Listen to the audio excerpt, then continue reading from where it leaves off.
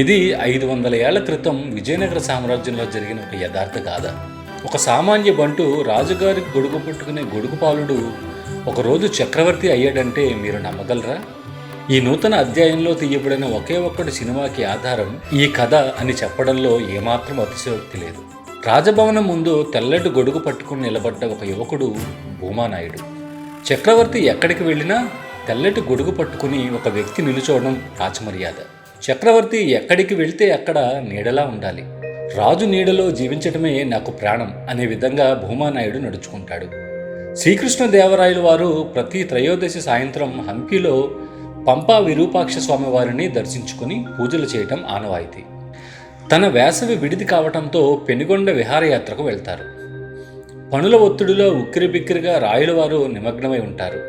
రాయలవారికి హఠాత్తుగా సాయంత్రం పూజ విషయం గుర్తుకొస్తుంది. దేవుని పూజలో రాయలవారికి ఆలస్యం తగదు. పంచకళ్యాణి గుర్రం సిద్ధం చేయండి అని మంత్రిగారికి రాయలవారు ఆజ్ఞాపిస్తారు. పెనుగొండ నుండి హంపీకి దాదాపు 120 మైళ్ళ దూరం, అంటే 3.5 గంటల లోపు ప్రయాణించాలి. చక్రవర్తికి సహాయకుడిగా గొడుగుపాలుడు కూడా సిద్ధమయ్యాడు. సమయానికి దేవాలయం చేరుకోవాలనే సంకల్పంతో గుర్రాన్ని దౌడు తీయిస్తారు రాయలవారు. ఎండ మండుతుంది. గుర్రం పరిగెడుతుంది. గొడుగుపాలుడు గొడుగు పట్టుకుని రాయలవారి వెనక పరిగెడుతూనే ఉంటాడు. భూమా, అలసటగా ఉందా? లేదు మహారాజా, మీ మీద ఎండ పడకూడదు. నన్ను దాటి ఒకవేళ మీ మీద ఎండ పడిందంటే నా శ్వాస ఆగినట్లే మహారాజా. మీ మీద మాత్రం ఎండ పడకూడదు అని నవ్వుతూ అంతే స్పీడ్గా పరిగెడుతూ ఉంటాడు భూమానాయుడు. రాయలవారు ఆలయ ప్రవేశం చేయగానే ఆలయం పక్కన ఉన్న ముఖమండపం దగ్గర శృతప్పి పడిపోయాడు గొడుగుపాలుడు. వెంటనే రాజవైద్యుడు వచ్చి గొడుగుపాలుడికి వైద్యం చేశాడు. మహారాజా, ఇతని శరీరం బలహీనమైంది. తను మెరుగుపడటానికి కొంచెం వ్యవధి కావాలి. కొద్దిసేపటి తర్వాత గొడుగుపాలుడు కళ్ళు తెరుస్తాడు. కళ్ళు తెరవగానే మళ్ళీ రాయలవారికి గొడుగు పట్టుకోపోతే రాయలవారు వద్దన్నారు. ఇది నీ ప్రాణత్యాగం. నీకు ఏం వరం కావాలో కోరుకోమన్నారు రాయలవారు. ఒకరోజు రాజసింహాసనం మీద చక్రవర్తిగా కూర్చునే భాగ్యం కల్పించండి అని అడిగాడు గొడుగుపాలుడు. అంతే. ఏం జరుగుతుందో అని చుట్టూ ఉన్నవాళ్లు భయపడ్డారు. రాయలవారు నవ్వుతూ, రేపే నిన్ను ఈ రాజ్యానికి రాజుని చేస్తాను, ఏం చేస్తావు అని అడిగారు. చేతి నిండా దానాలు చేస్తానన్నాడు గొడుగుపాలుడు. రాయలవారు సరే అని అంగీకరించి, రేపు ఉదయం నుండి మరుసటి ఉదయం వరకు నువ్వే రాజు. రాయలవారు గొడుగుపాలుడిని సింహాసనం మీద కూర్చోబెట్టి రాచమర్యాదలతో రాజరికాన్ని కట్టబెడతాడు.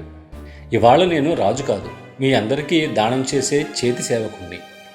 సూర్యోదయం మొదలు మరుసటి రోజు సూర్యోదయం దాకా ఏకదాటిగా తిండి తిప్పలన్నీ మానేసి దానపత్రాల మీద సిరా అద్ది రాజముద్రలు వేస్తూ దాన ధర్మాలు చేశాడు. ముందుగా ఏర్పాటు చేసుకున్న 7 కుప్పనాల సిర అయిపోయింది. ఇంకా కొన్ని దానాలు మిగిలి ఉన్నాయి. సమయం లేదు. ఈ అద్భుతం చూడటానికి సూర్యుడు తొందరపడ్డట్టు తొందరగానే సూర్యోదయం మొదలవుతున్నట్లుగా అనిపిస్తుంది. ఒకవైపు గొడుగుపాలుడు సిరా తీసుకురావడానికి టైం సరిపోదని ఆలోచించి సూర్యుడు వచ్చేలోపు తన భార్యలిద్దరిని పిలుస్తాడు. మీ నోరు తెరవండి. నాలుక మీదున్న తంబాకు రంగుని సిరాగా మార్చుకుని ఆ ఒక్క ఆకు తంబతో రాజముద్రలు వేసి దానధర్మాలు చేశాడు. రాయలవారు, భూమా, నువ్వు రాజుగా కూర్చోలేదు, సేవకుడిగా రాజ్యాన్ని దానం చేశావు. ఇక నుంచి నువ్వు ఎవరికీ గొడుగు పట్టాల్సిన అవసరం లేదు. హంపీ సమీపంలో ఒక ఊరు నీదే. ఆ ఊరే హంపీకి దగ్గరలో ఉన్న గొడుగుపాలపురం. కాలక్రమేణా ఆ ఊరి పేరు గోపాలపురం అయింది. గొడుగు పట్టిన చేత్తోనే గద్దెను తాకిన రోజు రాజు అవ్వటం గొప్పది కాదు, రాజ్యాన్ని పంచటం గొప్పది.